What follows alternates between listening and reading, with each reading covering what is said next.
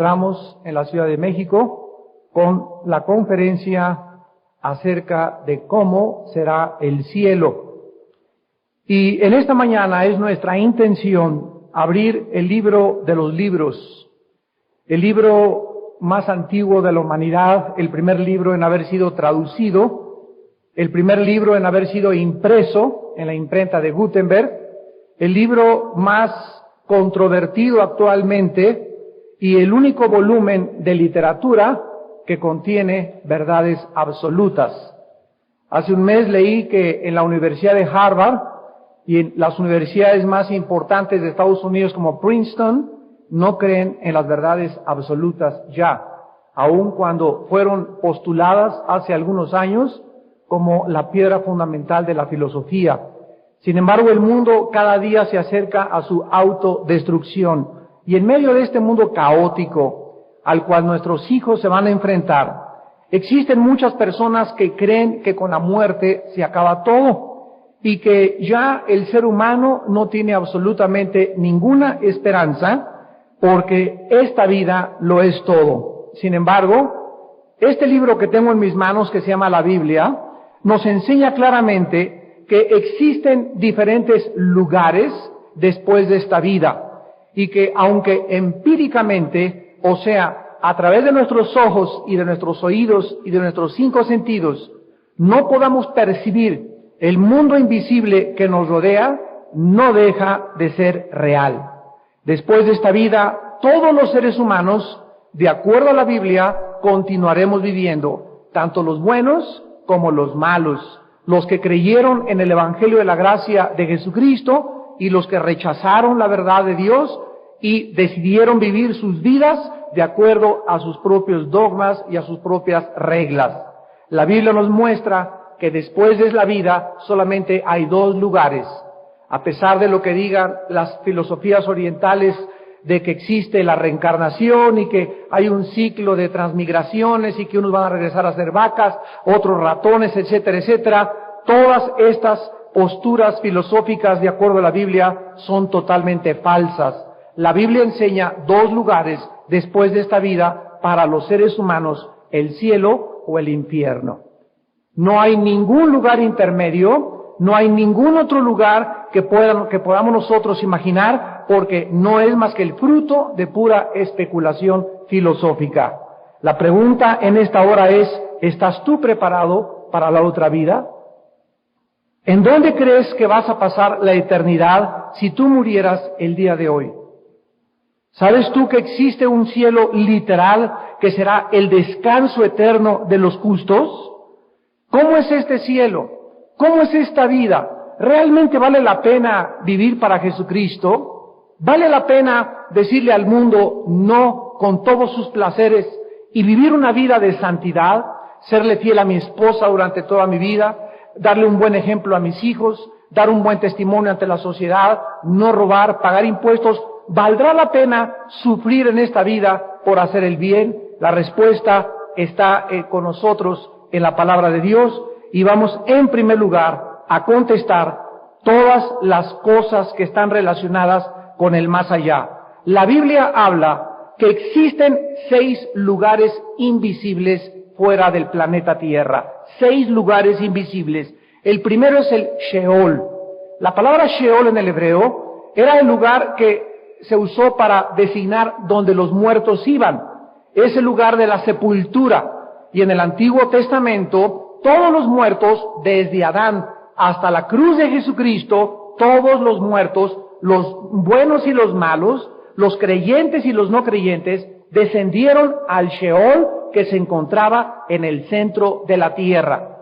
Cuando Jesucristo hace su aparición en el mundo, en Lucas capítulo 16, Él narra la historia entre un rico y entre un mendigo. Y Él comienza a abrirnos el panorama y Jesucristo fue el que enseñó que en el centro de la tierra, este lugar a donde descendían todos los muertos, estaba separado por 2 lugares y por una gran cima en medio. Uno se llamaba el Gena en el griego, que se tradujo infierno, y el otro era el seno de Abraham o el paraíso. Todos aquellos que creyeron en la promesa de la semilla prometida dada a Abraham, descendieron al lugar del paraíso o al lugar del seno de Abraham, y todos los demás se encontraban en el otro lado, que es el infierno. Esta palabra que Jesús usó fue la palabra griega Hades, con H, que es la transliteración de la palabra hebrea Sheol al griego Hades. Tenemos en tercer lugar otra palabra en 2 de Pedro 2:4, que se tradujo infierno, pero que en el original griego es la palabra Tartarus. Y dice el apóstol Pedro en su segunda carta, capítulo 2, versículo 4, que Dios no perdonó a los ángeles que pecaron, sino que los arrojó al infierno. Y aquí esta palabra es Tartarus, y es la única vez que aparece en la Biblia. La única vez que aparece, porque este lugar Tartarus es el lugar donde se encuentran los ángeles caídos prisioneros. No los demonios, no los espíritus humanos, sino los ángeles caídos que en los tiempos de Noé pervirtieron la genética humana, y ahí dice la epístola de Judas también, que están en prisiones de obscuridad para siempre. En cuarto lugar, tenemos lo que se tradujo como el abismo. En Lucas 8:31, los demonios le dijeron a Jesucristo, cuando Él los iba a sacar del endemoniado gadareno: déjanos que entremos a unos puercos y no nos mandes al abismo. Esta palabra abismo la volvemos a encontrar en Apocalipsis capítulo 9 del 1 al 3, donde se va a abrir esta puerta, y en tiempos del anticristo van a salir del fondo de la tierra todos los demonios, los seres espirituales más perversos que la raza humana jamás haya podido concebir, y todo lo que vemos en las películas actualmente no es más que un preliminar del horror y el terror que vendrá sobre este mundo en el cual tú y yo vivimos. Gracias a Dios que la mayor parte de nosotros no estaremos vivos en esa época. Y tenemos también la palabra cielos, que en el hebreo es shamayim y en el griego es uranos. Y la Biblia menciona 3 cielos. El cielo atmosférico, de la atmósfera hacia abajo; el segundo cielo interestelar, donde están todos los planetas y donde está todo lo que se llama el espacio cósmico, que es el terreno de operación de Satanás y sus ángeles caídos; y en el tercer cielo, 2 de Corintios 12, versículo 2, donde están las habitaciones y los cuarteles generales de Dios. Entonces la Biblia nos muestra claramente que existe un lugar que nosotros no conocemos, descrito por el Espíritu Santo, por la persona de Jesucristo, donde los justos, los que creyeron el Evangelio de Jesucristo, morarán por toda la eternidad. La Biblia nos muestra en Génesis 1:1, Dios hizo los cielos y la tierra en el principio. Aquí ya vemos la palabra en plural, cielos, porque es el primero, el segundo y el tercer cielo. Dios dice en Daniel 4:26 que Él gobierna los cielos. Luego que reconozcan que el cielo gobierna y que todos los habitantes de la tierra son considerados como nada, Él hace según su voluntad en el ejército del cielo y en los habitantes de la tierra, y no hay quien detenga su mano y le diga: ¿qué haces? Damas y caballeros, la Biblia nos enseña que hay un Dios sentado en un trono en el universo, y que nosotros somos como nada delante de Él, y que Él hace en el cielo según su voluntad, y no hay nadie que le pueda decir qué cosa estás haciendo. La Biblia nos muestra también que los cielos pertenecen a Jehová. He aquí de Jehová son los cielos, dice Deuteronomio 10:14, la tierra y los cielos de todas las cosas que hay en ellas. Los cielos son los cielos de Jehová, y ha dado la tierra a los hijos de los hombres. Salmo 115:16. La Biblia dice que en los cielos existen millones de seres espirituales inteligentes, serafines, querubines, ángeles caídos y demonios. Todas estas apariciones que nosotros vemos actualmente en el cielo, que les llaman objetos voladores no identificados, precisamente por eso les llaman no identificados, porque la Biblia sí los identifica desde hace miles de años. No es más que una materialización de la energía satánica.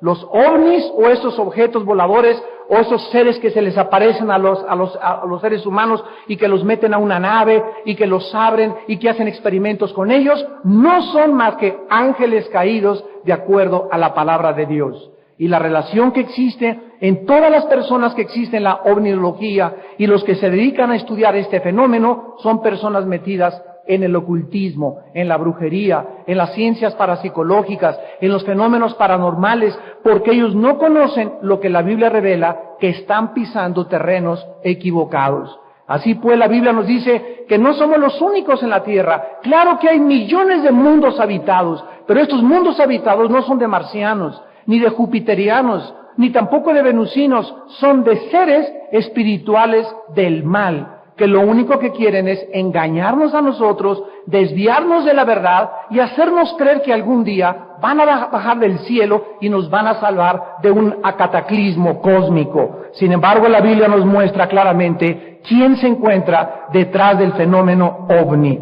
Y la Biblia dice también en Jeremías 4:23 que los cielos serán afectados por el juicio de Dios. Miré la tierra y estaba vacía y asolada, y en los cielos ya no había luz. Dice Isaías 13:13, porque haré estremecer los cielos y la tierra se moverá de su lugar, en la indignación de Jehová de los ejércitos y en el día del ardor de su ira. Dice la Biblia que algún día todo lo que no vemos nosotros, este cielo atmosférico, Marte, Júpiter, el orden que existe, el diseño que existe, será conmovido por Dios. Cuando Jesucristo venga aquí a la tierra, las mismas potencias de los cielos, dice Mateo 24, serán conmovidas. Dice la Biblia, en los cielos que nosotros vemos serán cambiados y Dios hará nuevos cielos y nueva tierra donde more la justicia. Damas y caballeros, ¿qué es lo que tú estás percibiendo en esta mañana respecto a la vida que te rodea? La Biblia nos muestra que cuando Jesucristo venga, todo será movido de su lugar. Las compañías de seguros, los edificios del PRD, los edificios del PRI, el Partido Republicano, la Casa Blanca, los Pinos en México, la Torre Eiffel, todo será hecho ceniza completamente. Y las obras que hicimos y lo que nosotros buscamos, donde estaba el placer y donde estaba la satisfacción, serán totalmente removidas por el juicio de Dios. La Biblia nos muestra que Dios vendrá y cuando Él venga cambiará todas las cosas por toda la eternidad. Ahora también la Biblia nos menciona que existen seres que nos ayudan a nosotros los cristianos. Hebreos 1:14, no son los ángeles espíritus que dan servicio enviados a favor de los que se preparan para ser herederos de la salvación. Muchos de nosotros, sin saberlo, hemos hospedado ángeles. Muchos de nosotros nos hemos encontrado con gente en la calle, porque los ángeles, de acuerdo a la Biblia, los ángeles que sirven a Dios, adquieren la forma humana y se manifiestan a los seres humanos como seres humanos. Cada vez que un ángel se aparece en la Biblia, los confundieron con seres humanos y creyeron que eran seres humanos, porque tienen la capacidad de manifestarse como seres humanos. No así los ángeles caídos. La Biblia dice que el cielo es el trono de Dios. Mateo 5:34, pero yo les digo, dijo Jesús, no juren en ninguna manera, ni por el cielo, porque es el trono de Dios. Y finalmente, la Biblia nos muestra que Dios está guardando sus recompensas para sus hijos en el cielo. Mateo 5:12, gócense y alégrense, porque su galardón es grande en los cielos, porque así persiguieron a los profetas que fueron antes que ustedes. Todos nosotros sufrimos en esta vida por vivir por la verdad. La iglesia está tapizada con la sangre de los mártires. 350 años fueron enviados al Coliseo Romano. Los colgaron, los despedazaron, los incendiaron vivos, les arrancaron las uñas, la piel y todo. ¿Por qué? Porque ellos rehusaron seguir y ordenar aquello que el César había hecho. El César dijo, adórenme. Los cristianos dijeron, no hay más que un Señor, y dieron su sangre por causa de su testimonio. Damas y caballeros, los cristianos, dijo Cristo en Juan 14, del 1 al 2, tenemos una casa en el cielo. En la casa de mi Padre, dijo Jesús, muchas moradas hay. Voy a preparar lugar para ustedes, para que donde yo estoy, ustedes también estén. Y el apóstol Pablo escribió en 2 Corintios 5:1, porque sabemos que si nuestra morada terrestre, este tabernáculo, se deshiciere, tenemos de Dios un edificio, una casa no hecha de manos en los cielos. Todas estas escrituras relacionadas con el cielo nos muestran que es una realidad en la Biblia, que existe un lugar invisible que nos está esperando y que las aflicciones que ahorita estamos atravesando no son comparables con la gloria que en nosotros se ha de manifestar. Cuando estemos en la presencia de Dios, el cáncer, el SIDA, el divorcio, lo que sufriste, las desilusiones, las traiciones, el dolor moral de la pérdida de los seres queridos, ni siquiera tendrá comparación con las glorias que Dios nos ha de manifestar.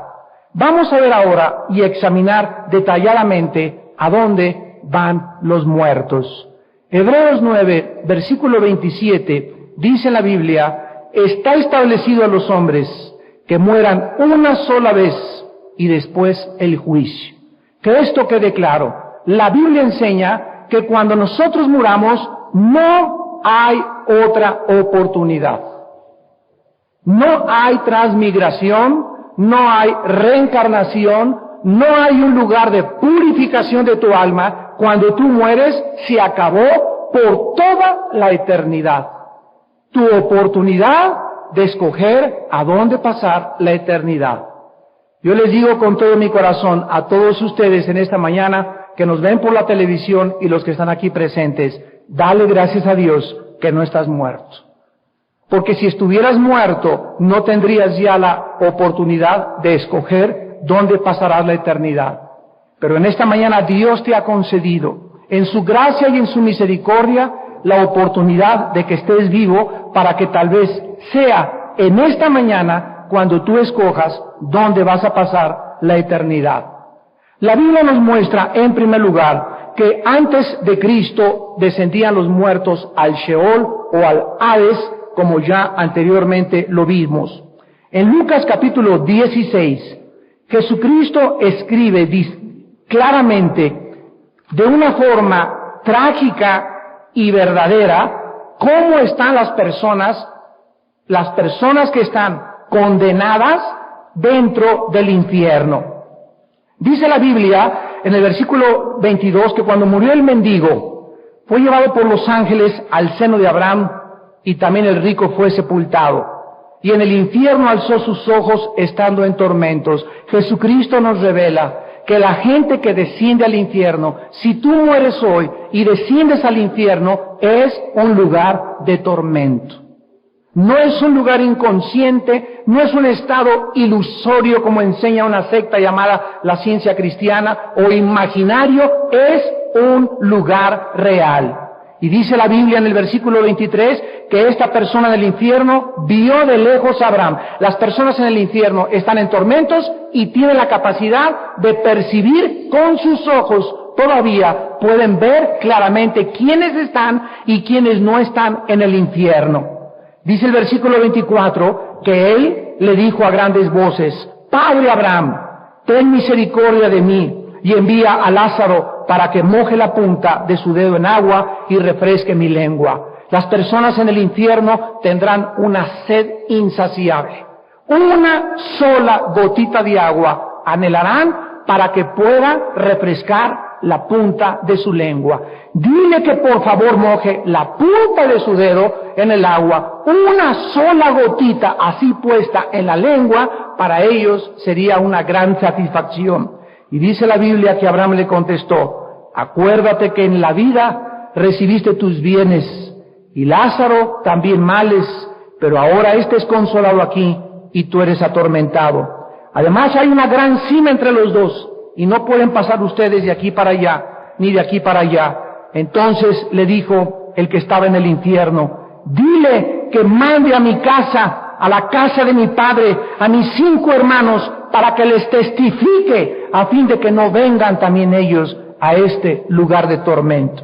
Y Abraham le dijo: a Moisés y a los profetas tienen, óiganlos. Las personas en el infierno, por primera vez tal vez en su vida, cobrarán conciencia de todo el mal que hicieron, se acordarán de su madre que le dijo: mijito, ya no te drogues, ya no seas homosexual, abandona el lesbianismo, Dios es un Dios moral, Dios castigó el pecado, arrepiéntete, y recordarás cómo te burlaste cómo te reíste, cómo desechaste el consejo de tu abuela, cómo quisiste vivir para tus placeres, y será demasiado tarde. Y ahí en el infierno gritarás: Dios mío, es verdad, es verdad, es verdad. Manden a alguien, por favor, allá está mi esposa, allá están mis hijos, díganle que este lugar es verdad. Por favor, que alguien vaya y les diga que vengan a Jesucristo, porque este lugar es real, y será demasiado tarde. No tendrás la oportunidad, ni nadie escuchará el clamor. Cuando Abraham le contestó: tienen a Moisés y a los profetas, la persona del infierno le dijo: no, padre Abraham, si alguno de entre los muertos va a ellos, yo estoy seguro que se arrepentirán. Y Abraham le dijo: si no oyen a Moisés y a los profetas, tampoco se persuadirán, aunque alguno se levante de los muertos. La Biblia dice que nadie se convierte a través de los milagros. La fe es por el oír, y el oír por la palabra de Dios. Esta persona del infierno le dijo: mándale a alguien, que vean un milagro, que vean a alguien que estaba muerto, que se les aparezca y se van a convertir. No es cierto, no es cierto, no es cierto. Es antibíblica totalmente esta posición. Un milagro te asombrará. Un paralítico se para y: Dios mío, si es cierto, si eres real, por 3, 4 días, a las 8 días, hasta se te olvidó el milagro. Lo único que tiene poder para cambiar el alma humana, de acuerdo a la Biblia, es la incorruptible semilla de la palabra de Dios.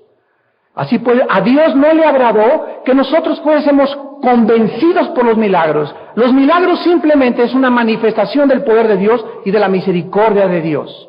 Pero no tiene el propósito que la gente se convierta. La gente se convierte a través de la predicación del Evangelio, de la palabra de Dios. Y si no se convierte la gente por la predicación del Evangelio y por el testimonio de Cristo, de Moisés y los profetas, aunque vean un milagro, jamás se persuadirán, porque no es la forma como Dios escogió que se convirtieran. Estas personas que se encuentran en el infierno, la Biblia dice en Apocalipsis 20, del 11 al 15, que van algún día a resucitar, después de lo vamos a ver, que pasen 1000 años en esta tierra, y los que están en el infierno van a salir y van a ser presentados a lo que la Biblia llama el juicio del gran trono blanco. Apocalipsis 20, del 11 al 15. Ahí están parados todos los muertos que rechazaron a Dios y a Jesucristo delante del trono de Dios. Nosotros estaremos, dice 1 Corintios 6, del 1 al 4, como jurado del lado derecho y los ángeles del lado izquierdo. Y nosotros seremos testigos de que todas las personas que se condenen por toda la eternidad, no fue Dios el que las envió al infierno, porque el Dios de la Biblia es un Dios de amor y de misericordia. Simplemente todas esas personas que se condenen van a escuchar la voz que diga de Dios: hágase según su voluntad.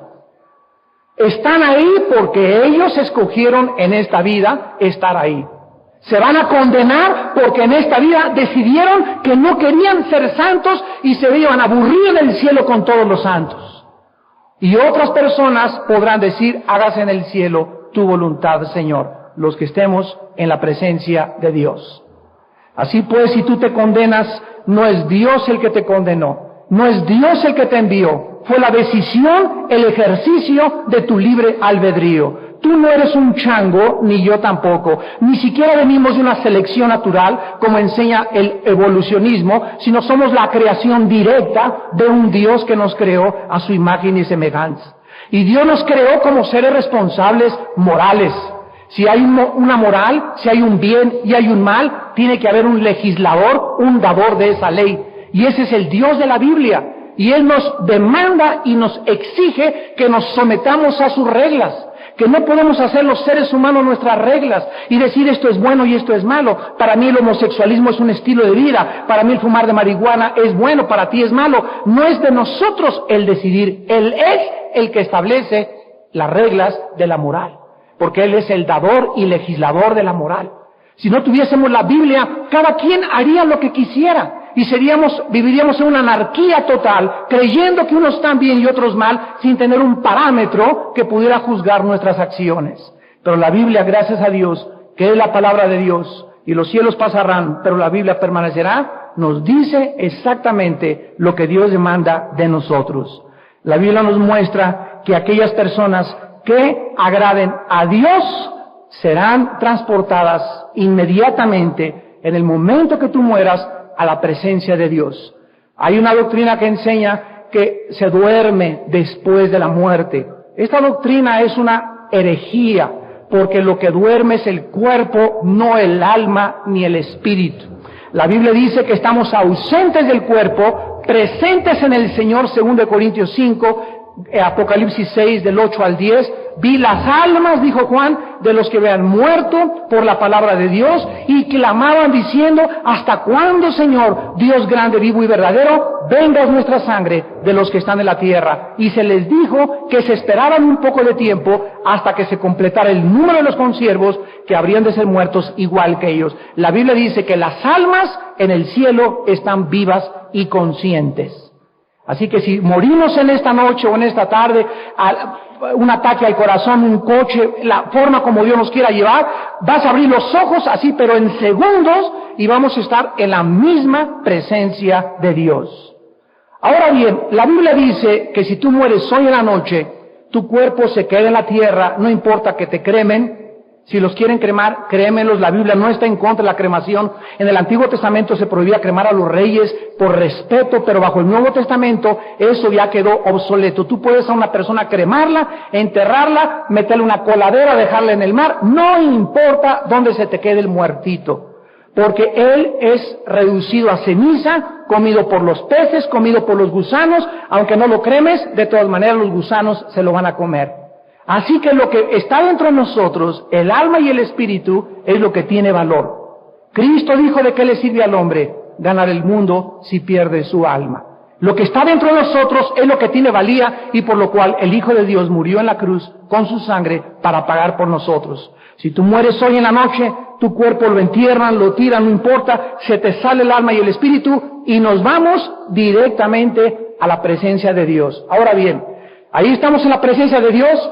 Aquí todavía sigue en la tierra, y dice la Biblia que va a venir Jesucristo a la tierra, y cuando Él venga, Jesucristo, a la tierra, tu cuerpo va a levantarse y va a venir tu espíritu y tu alma en el cielo. Primera de Tesalonicenses 4, 16 y 17, y se va a unir en el cielo con tu alma y con tu espíritu. Así estaremos para siempre con el Señor. Los que estemos vivos, cuando venga Jesucristo, seremos transformados. En un abrir y cerrar de ojos, en una milésima de segundo, volteará el marido y no va a ver a su esposa, o la esposa no verá a su marido, o los hijos desaparecerán, los aviones se estrellarán porque los pilotos desaparecieron, habrá un caos, las carreteras, choferes de camiones se fueron a la barranca, niños recién nacidos desaparecieron de los hospitales, y el mundo no sabrá cómo explicar la desaparición de millones de seres humanos. ¿Saben lo que van a decir? Se los llevaron los ovnis, o vinieron los extraterrestres. Sin embargo, la Biblia nos muestra que cuando Jesucristo venga, antes de que el anticristo comience ya a acabar con el mundo entero, veremos nosotros y bajaremos a este mundo y vamos a reinar en este mundo que nos rodea. Nosotros, los que hemos puesto nuestra confianza en la sangre derramada del Hijo de Dios en la cruz del Calvario, y viviremos y reinaremos eternamente con Él. Vean ustedes en el libro de Apocalipsis, capítulo 21, la forma como la Biblia relata el estilo de vida que tendremos en la tierra y qué características tienen esa ciudad que se llama la Nueva Jerusalén, que estará aquí en el mundo, donde nosotros entraremos a habitar. Dice Apocalipsis 21, versículo 11, me llevó en el espíritu a un monte grande y alto, y me mostró la gran ciudad santa de Jerusalén, que descendía del cielo de Dios. Aquí nos damos cuenta que esta ciudad se compara con una piedra preciosísima de jaspe. Va a ser algo absolutamente indescriptible. En el versículo 14 dice, el muro de la ciudad tenía 12 cimientos, y sobre ellos los nombres de los 12 apóstoles del Cordero. Tendrá 12 cimientos, y los cimientos serán, como dice Efesios 12, los apóstoles son el cimiento, la base y el fundamento de la iglesia, y Jesucristo es la piedra angular. Versículo 16, la ciudad se halla establecida en un cuadro. Su longitud es igual a su anchura, y él midió la ciudad con la caña 12,000 estadios. La longitud, la altura, la anchura de ella son iguales.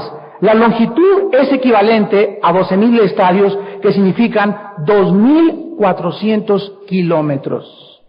2,400 kilómetros es el largo de la ciudad de la Nueva Jerusalén. Esto es, va a caber entre Nueva York, de Nueva York a Denver, Colorado, o de Canadá a Florida. Ahí hay 2,400 kilómetros, de Nueva York a Denver, Colorado, o de Canadá. Entre 40 billones de personas solo en el primer piso. 40 billones de personas en el primer piso. Actualmente somos 6 billones de personas, o 6,000 millones de habitantes. Estamos hablando nosotros, ¿verdad?, de casi 7 veces más la población que se encuentra actualmente en el mundo. Dice el versículo 22, y no vi en ella templo, porque el Señor, Dios Todopoderoso, es el templo de ella y el Cordero. Ya no habrá sol, ya no habrá luna, no habrá templos, no habrá electricidad, no habrá energía eléctrica, porque la misma presencia de Dios será la luz del universo entero. Dice el versículo 25, y sus puertas nunca serán cerradas de día, pues no habrá noche, y llevarán la gloria y la honra de las naciones a ella. No entrará en ella ninguna cosa inmunda o que hace abominación y mentira, sino solamente los que están inscritos en el libro de la vida del Cordero. No habrá ya noche, no habrá necesidad de descansar 8 horas. Si tú tienes 50 años de edad, has pasado la tercera parte de tu vida dormido. Porque el día tiene, ¿verdad?, 24 horas y todos los días dormimos 8 horas. Fíjense ustedes, la tercera parte de tu vida dormido. Y cuando estabas despierto, lo único que leías era el Calimán y el Ovaciones. Y no te perdías 1 o 2 telenovelas. Y si tú sumas y juntas toda tu vida, el día que estemos en la presencia de Dios, Dios nos va a pedir cuentas. ¿Qué hiciste con el tiempo? Cuando ibas en el metro, ¿qué leías? Cuando estabas en el banco en la cola, estabas además perdiendo el tiempo, o siempre traes tu Biblia de bolsillo para que en cualquier oportunidad tú la saques y la estés meditando, porque lo único que nos vamos a llevar al cielo es la palabra de Dios. Todo lo que hayas aprendido de química, de física, de computación, de arquitectura, de administración, de cosas del jurídico, cuestiones filosóficas y científicas, todo el conocimiento nos sirve solamente para esta vida. Pero en la otra vida, esta es, dijo Jesús en Juan 17:3, la vida eterna, que te conozcan a ti y a Jesucristo a quien tú me enviaste. Conocer a Dios, damas y caballeros, es el privilegio más grande que cualquier ser humano pueda tener.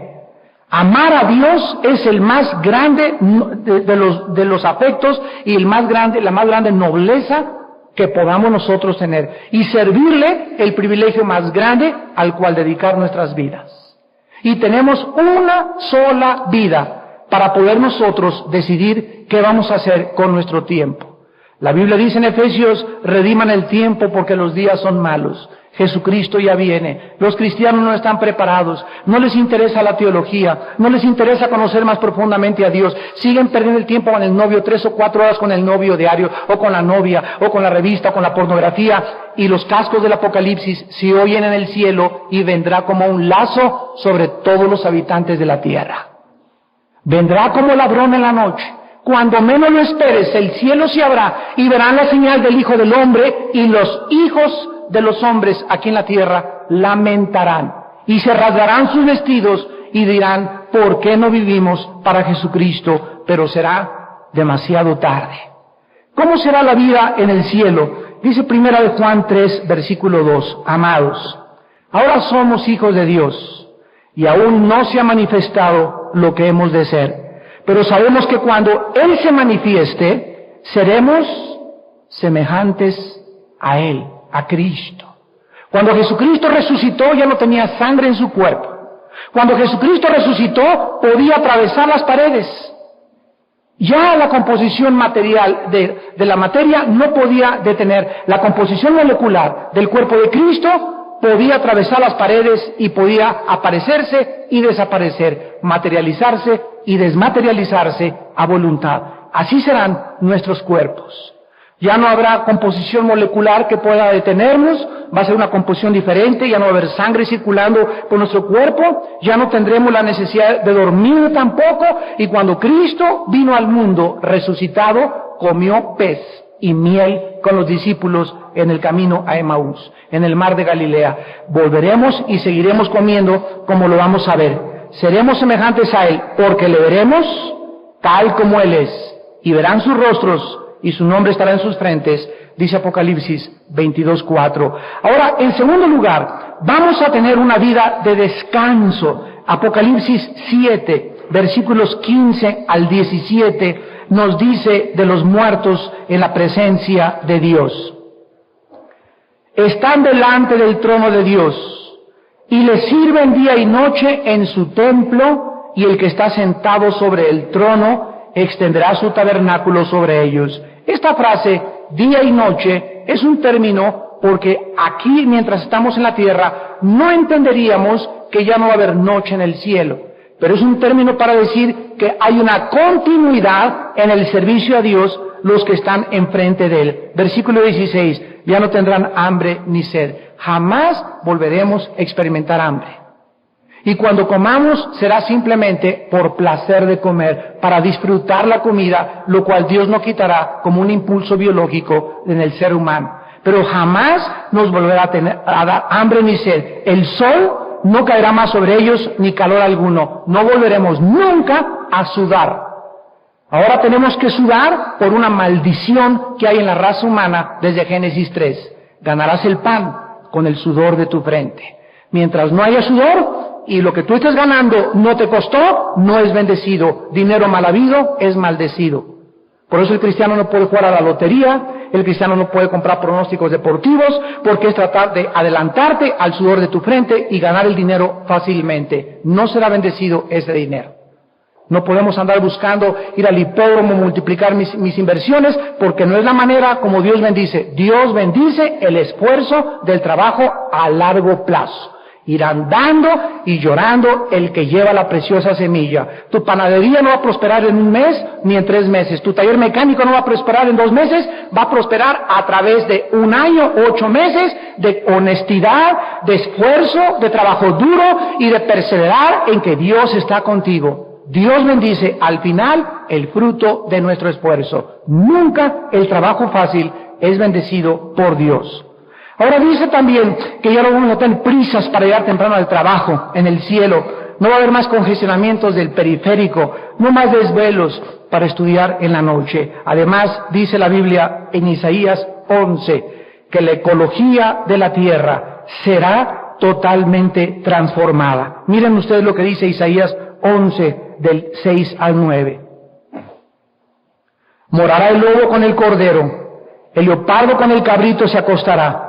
El becerro y el león y la bestia doméstica andarán juntos, y un niño los pastoreará. La vaca y la osa pasarán, sus crías se echarán juntas, y el león como el buey comerá paja. Observen, se perderá la ferocidad de los animales. Ahorita los leones muerden, las víboras tienen algo que se llama veneno, los alacranes inyectan veneno, las flores tienen espinas. De acuerdo a la Biblia, es el fruto de la maldición que cubre el planeta Tierra por el pecado de nosotros. Nadie puede explicar esto más que las Sagradas Escrituras. Cuando el ser humano pecó, vino una maldición sobre este planeta, y los animales se volvieron en contra del ser humano. Hubo veneno y hubo espinas en las flores. Cuando todo sea restaurado y Jesucristo venga a reinar con nosotros, esta ecología regresará a su estado original desde el libro del Génesis. Las flores ya no tendrán espinas, los alacranes no picarán, los leones podrán dormir junto con un borreguito y no se lo comerán, y ya no va a haber más carne para comer. Ya no serán carnívoros, volverán a comer lo que al principio paja, hierba y pasto.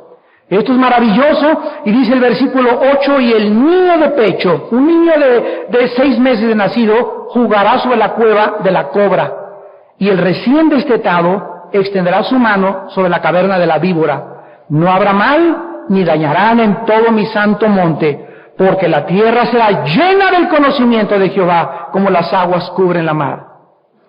Qué cosa más maravillosa el saber que todo esto que anhelamos en lo profundo de nuestra alma, un mundo mejor. Aquí vamos a las Naciones Unidas, justicia y justicia en Europa, y desfiles de protestas y huelgas. El ser humano anhela paz mundial, anhela un mundo mejor, y esto no va a ser posible hasta que Cristo regrese, de acuerdo a la Biblia. En cuarto lugar, será una vida de santidad. Dice Apocalipsis 21, versículo 7. El que venciere heredará todas las cosas. Yo seré su Dios, y él será mi hijo.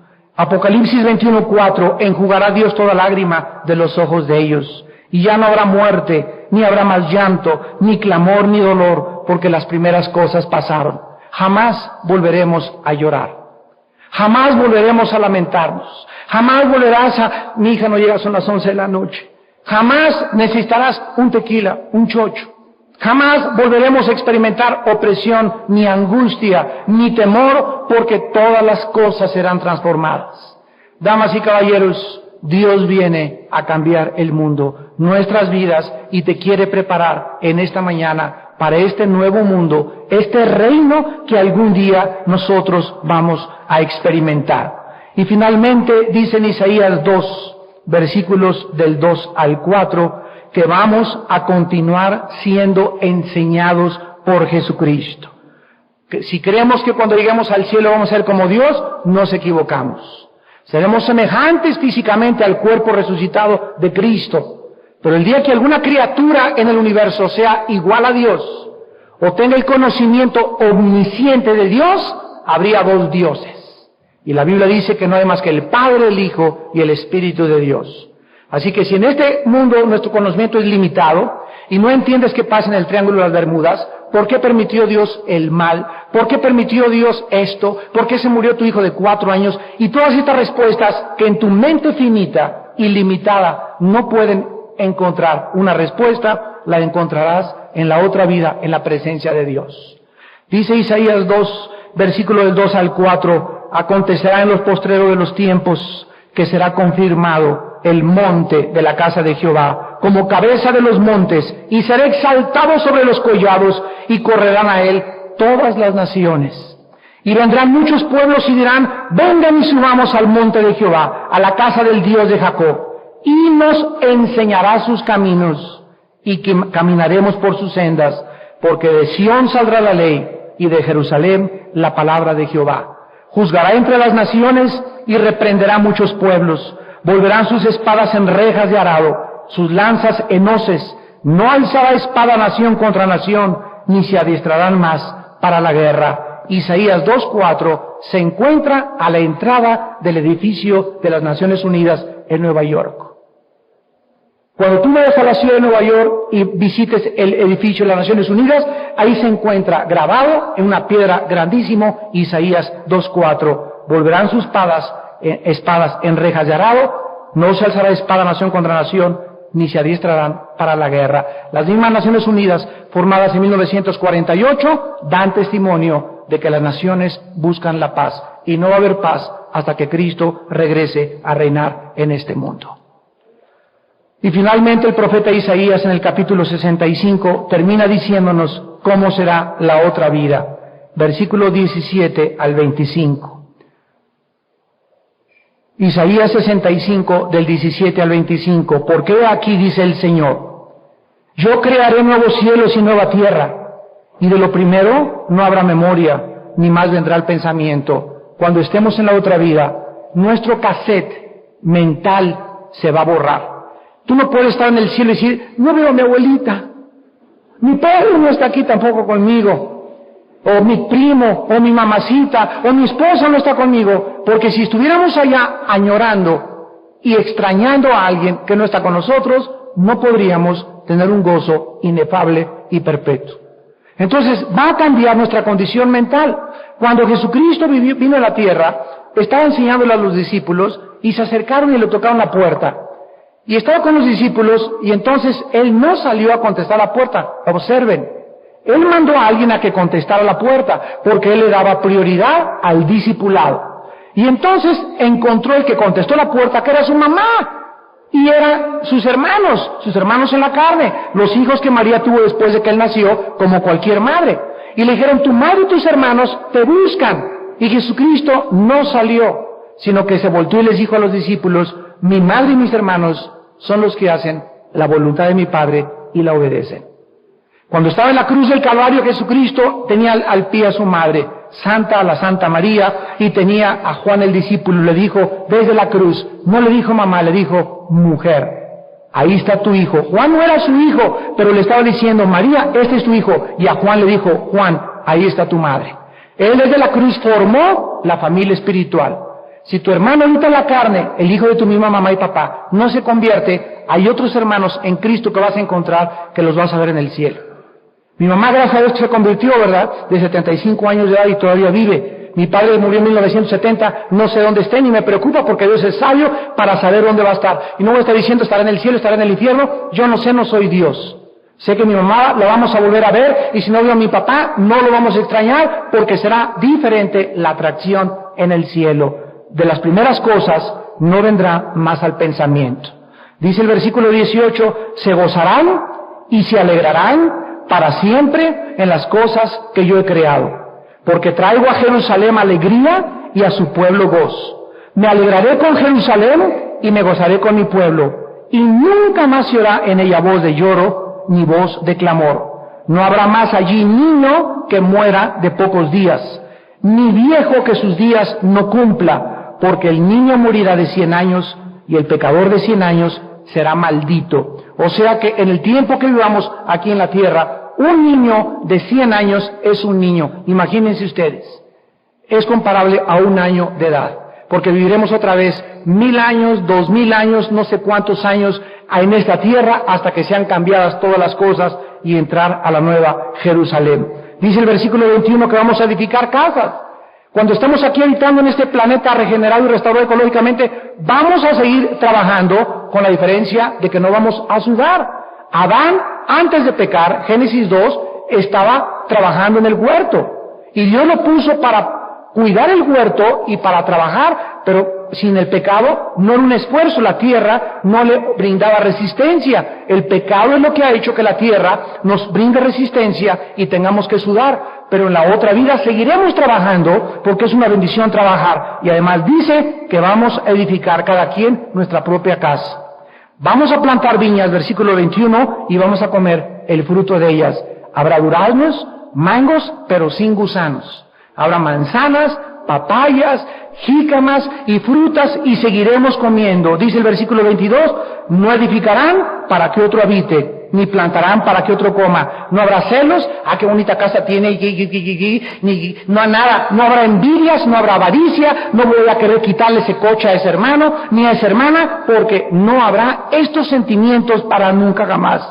Los días de los árboles serán los días de mi pueblo, y mis escogidos disfrutarán la obra de sus manos. ¿Cuántos de nosotros nos vamos a Acapulco? Y ahí estamos el domingo a la tarde, a las 5 de la tarde en pie de la cuesta, con tu cocote, tu agua fresca de limón y el sol, y todos ahí en la hamaca decimos que venga el rapto ahorita. Ya, así que me agarre el rapto, nada más de pensar de pasar las casetas, llegar a México, el periférico, y lunes a las 8 de la mañana otra vez a la misma rutina. Todos nosotros inconscientemente anhelamos descansar.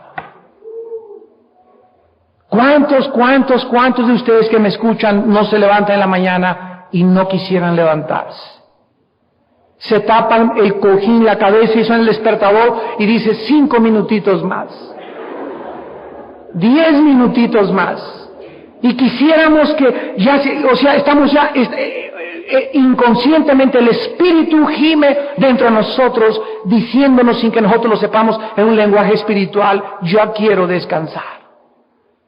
Ya no quisiera otra vez las luchas y enfrentar a mi esposo, a mi esposa, a mis hijos, que los niños, que mi hija se fue con otro, que mi hijo está en las drogas, que los problemas del IVA, que esto, luchas, toda la vida son luchas. Hemos nacido para sufrir por la maldición del pecado. Pero la Biblia nos promete que todo va a cambiar muy pronto. Y cuando estemos gozando de todas estas cosas, damas y caballeros, las aflicciones del presente no se compararán con las glorias que nos están esperando. Vale la pena sufrir, pero no sufrir por hacer el mal, sufrir por hacer el bien. Porque a nuestro tiempo recogeremos, si no nos cansamos, de sembrar para el bien. Y finalmente dice el versículo 24, que no trabajarán ni darán luz para maldición. En el milenio en la tierra seguiremos procreando familias. Si no te casaste aquí, te vas a casar en el milenio. No corras prisa, hermana que me escuchas, hermano que me escuchas, joven, jovencito. Es mejor que no te cases, fíjate lo que te voy a decir, a que te cases con la persona equivocada y se convierta en un infierno tu vida, y hasta te quite el gozo de ir para Jesucristo, a que te quedes como tú estás, si es la voluntad de Dios, y te cases el milenio, y no te imaginas el panquecito que te va a traer Dios. Pero es 1000 veces, el tiempo se acerca, y Dios no quiere, no es la voluntad de Dios para todos que nos casemos. Dice 1 Corintios 7 que a Dios, a los que no quiere que se casen, les da un don que se llama de continencia. Si no tienes ese don, pues cásate, ¿verdad? Tú lo vas a saber, pero no te cases con la persona equivocada. En el milenio seguiremos procreando. Va a haber relaciones sexuales, pero sin la lascivia, ni tampoco la maldad con la que el sexo se lleva a cabo actualmente en nuestra vida. Será algo puro y transparente, como Dios lo deseó desde el principio de la creación. Darán a luz y ya no para maldición, porque son linaje, dice el versículo 23, de los benditos de Jehová, y sus descendientes con ellos. Si tú mueres y tus hijos se convirtieron, los que se convirtieron, o tu esposo, volverán a vivir en el milenio y serán la misma familia.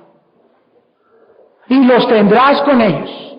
Ya veremos a Joaquín Capilla echándose clavados en el mar de Galilea.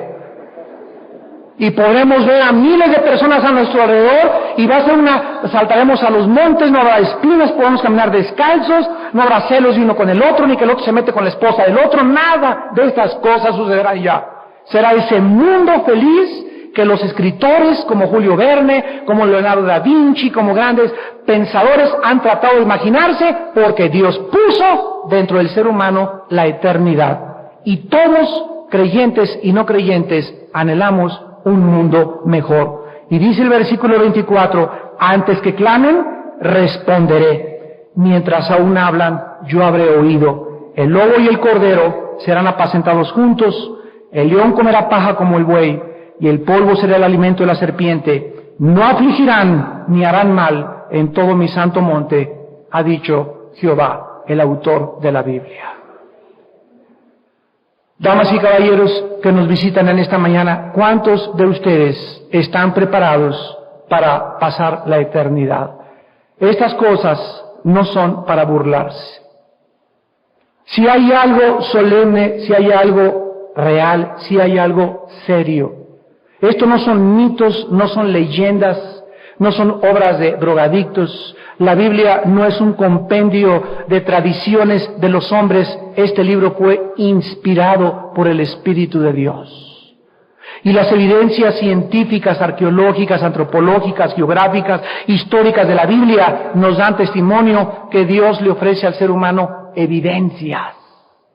Y las personas que no creen, no es verdad que no hayan creído porque no tuvieron evidencias, como dijo Bertrand Russell antes de morir, cuando le preguntaron si vas al cielo y te encuentras que es realidad, ¿qué le vas a decir a Dios? Y él contestó que me faltaron evidencias para creer en Él. No es que le haya faltado evidencias, lo que pasa es que la vida de Russell, un grande ateo del siglo XX, era la persona sumamente inmoral. El problema no es intelectual, el problema es moral. No te conviene creer. No te conviene dejar tu amante, no te conviene dejar el narcotráfico, no te conviene dejar de robar. Eso es lo que te impide creer y lo que te impide venir al reino de Dios. Pero si tú te arrepientes de tus pecados en esta mañana, Si tú crees que la Biblia es la palabra de Dios y son palabras fieles y verdaderas, si tú crees que Dios tiene algo mucho mejor para ti, que este mugroso mundo que se está ya pudriendo es como el Titanic que ya se está hundiendo, con todos sus placeres y con todas sus riquezas, y que de qué te sirve haber ganado, de haber hecho una buena casa, de la tranza, y de qué te sirve haber ido con esa muchacha que no era tu esposa, como abandonaste a tu familia, de qué te sirvió todo lo que tú estabas haciendo, buscando el placer, si vas a perder cuando te mueras tu alma. Hiciste un pobre trato y no aprendiste el arte de vivir. Jesucristo dijo, vengan a mí los que están trabajados y cargados. Si tus pecados fueran como el carbón, dice la Biblia, como la blanca lana vendrán a ser. Dios ama de tal manera al mundo que nos ha dado a su Hijo unigénito, para que cualquiera de ustedes en esta mañana que en Él cree, no se pierda, mas tenga vida eterna. Mas Dios muestra su amor para con nosotros, Romanos 5:8, en que siendo aún pecadores, Cristo murió por nosotros. Dice 2 Corintios 5:21, el que no conoció pecado por nosotros se hizo pecado, para que tú y yo fuésemos hechos la justicia de Dios en Él. Jesús te invita en esta mañana a esperar su venida. A esperar su venida, pero lleno de gozo, con otro propósito y significado en tu vida, con un sentido que en esta mañana puede llenar tu corazón como jamás te lo habías tú imaginado. El diablo es experto en pintarnos cuadros oscuros y decirnos, no, la vida no va a mejorar. Y las cosas van a empeorar, y tú no vas a solucionar tu matrimonio, tú no vas a arreglar a tus papás, tú no vas a encontrar marido, tú no vas a encontrar esto. Dios dice, mis pensamientos para ustedes son de paz. Di a mi Hijo unigénito por ustedes, ¿cómo no les daré todas las cosas si tú crees y me las pides? Porque al que cree, todo le es posible. Les pido que por unos instantes inclinen su cabeza. Y así con tu rostro inclinado, la Biblia dice, vi un cielo nuevo y una tierra nueva. El primer cielo y la primera tierra pasaron y el mar ya no existía más.